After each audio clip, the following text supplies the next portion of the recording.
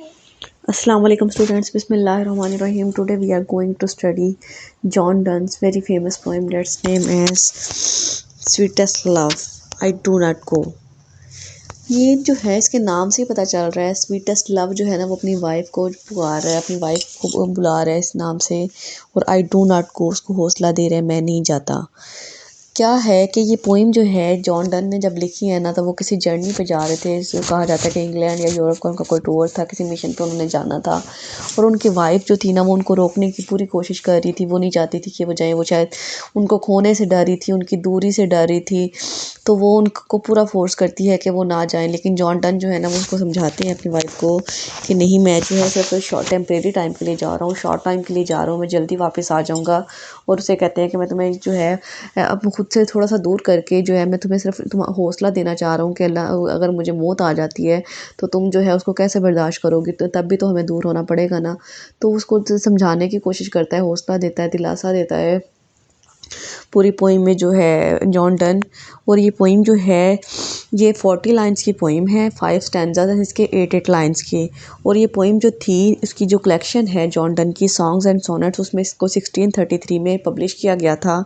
और इसकी जो राइम स्कीम है वो ABABCDDC है। और इसको जो है लव सॉन्ग में कहा जाता है उसका, जॉन डन का। तो मज़ीद इसको समझने के लिए हम पोइम की टेक्स्ट स्टार्ट करते हैं।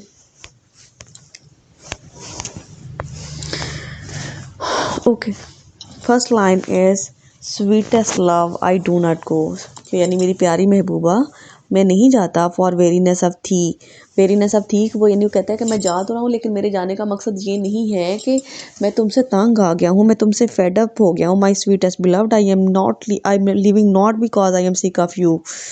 फिर उसे कहते हैं nor in hope the world can show a fitter love for me, कहता हूँ ना मैं इस उम्मीद से जा रहा हूँ कि मुझे इस दुनिया में तुमसे कोई प्यारी महबूबा या तुमसे कोई प्यारी बीवी मिल जाएगी। Not do I hope to find a better beloved than you anywhere in the world.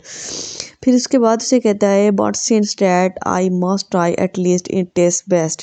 वो कहता है कि my going away temporarily and attempt to give you courage to face the final parting which my death will ultimately bring about. वो कहता है कि मेरे जाने का मकसद ये है कि मैं तुम्हें इस बात का हौसला दे सकूं, इस बात की जो है प्रैक्टिस करवा दूं कि अगर मेरी मौत आ जाती है, अगर मैं मर जाता हूं तो हमारी जुदाई को तुम कैसे बर्दाश्त करोगी। To use my self in just dust by feigned death to die, I mean to teach you to live without me. मतलब वो उसे कहता है कि मैं तुम्हें अपने बगैर रहना जो है, अपने बगैर जीना सिखाना चाहता हूँ। इसके बाद आ जाते हैं सेकंड स्टैंजा पे।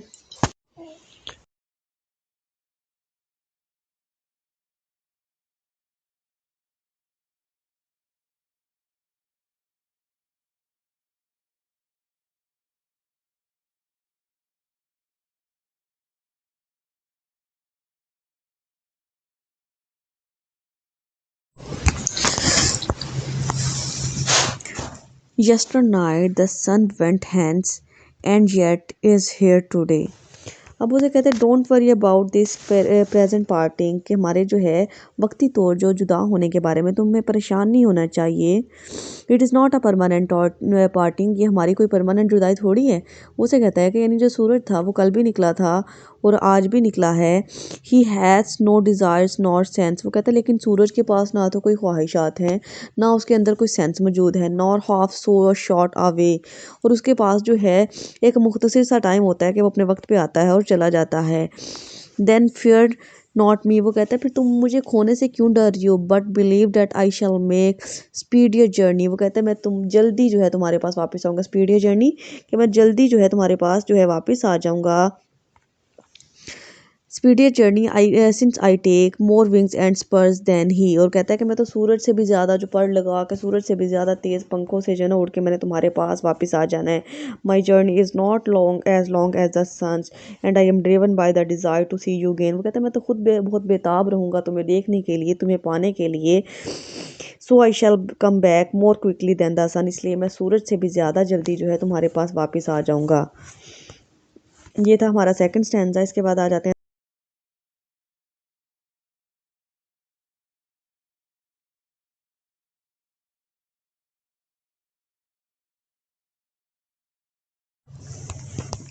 थर्ड स्टैंजा की फर्स्ट लाइन है ओ हाउ फीबल मैन इज पॉर।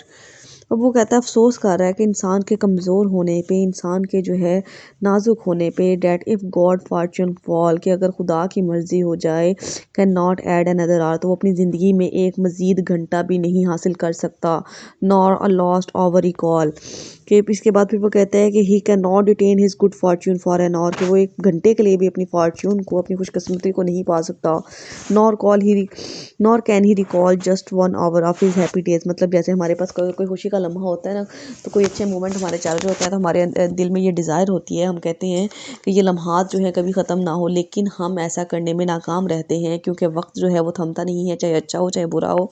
तो वो यानी वही कह रहा है कि यानी जो अच्छे लम्हात हैं वो जो है वो अपने लम्हे, हम उसको मज़ीद एक लम्हा भी नहीं रोक सकते, जो वो अपने फ़िक्स टाइम पे आते हैं, फ़िक्स टाइम पे चले जाते हैं, but come bad chance and we join it our strength. फिर वो कहता है unfortunately we rather of misfortunes to stay longer, लेकिन क्या है कि जब हम पे कोई बुरा वक्त आता है तो वो गुजरने का नाम ही नहीं लेता, वो इतना स्लो हो जाता है कि हमें जो है वो बहुत लंबा लग रहा होता है और हम उससे छुटकारा हासिल करना चाह रहे होते हैं, and which teach it art and length it self और टू एडवांस। वो कहता है कि शायद हमारी जो परेशानियाँ या जो हमारा बुरा टाइम होता है ना, वो इतना बुरा नहीं होता वो, बल्कि हमें कुछ सिखाने के लिए आता है, वो हमें आर्ट सिखाता है, हमें जो है सफ़र करना सिखाता है। लेकिन क्या है कि हम लोग जो हम जो इंसान होते हैं ना, हम अपनी परेशानियों को जो है बढ़ा देते हैं, उसको ज़्यादा फील करते हैं। तो यही वाइफ जो बातें ना अपनी वाइफ को दिलासा दे रहे हैं ना कि यानी मैंने तो सिर्फ टेम्परेरी टाइम के लिए जाना है और मैं वापस आ जाऊँगा, तो तुम्हें तो इतना ज़्यादा परेशान होने की ज़रूरत ही नहीं है, मैं कौन सा हमेशा के लिए जा रहा हूँ। इसके बाद आ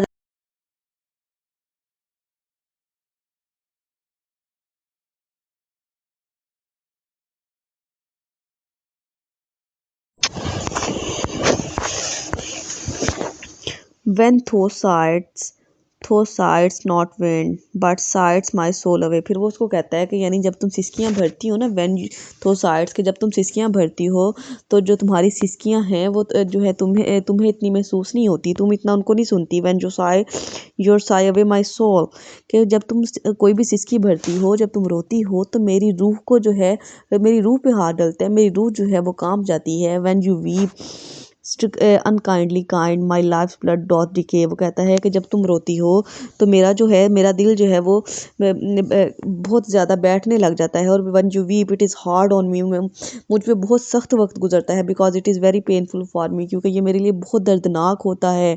it can not be that thou loves me as thou say'st if in thine my life thou waste thou art the best of मी।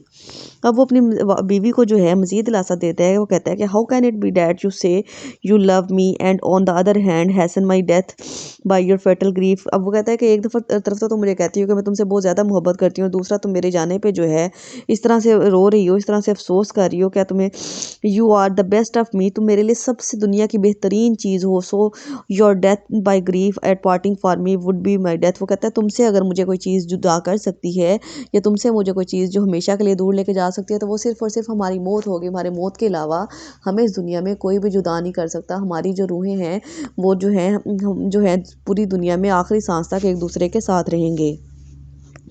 इसके बाद last and final,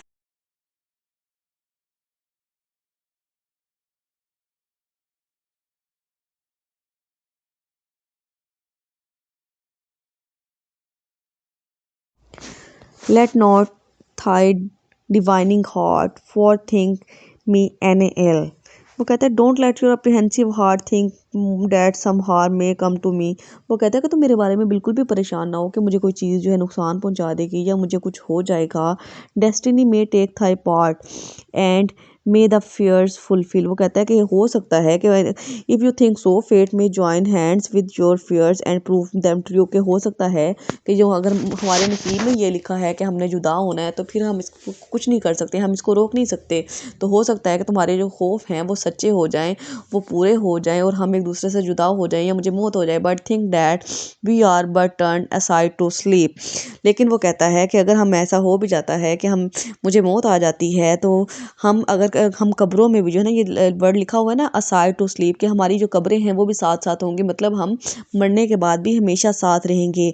they who one another keep alive never parted be, कि remember that lovers who make life easy for each other और never parted, के यानी ये वो लोग जो दुनिया में एक दूसरे के साथ सच्ची मोहब्बत करते हैं, सच्ची लगन रखते हैं, वो कभी भी जो है जुदा नहीं होते, ना मरने से पहले ना मरने के बाद। ये थी इस पोइम की टेक्स्ट। इंशाल्लाह नेक्स्ट लेक्चर में हम इसकी क्रिटिकल एप्रिसिएशन करते हैं। अगर वीडियो अच्छी लगे तो लाइक कमेंट एंड शेयर ज़रूर करें। अल्लाह हाफ़िज़।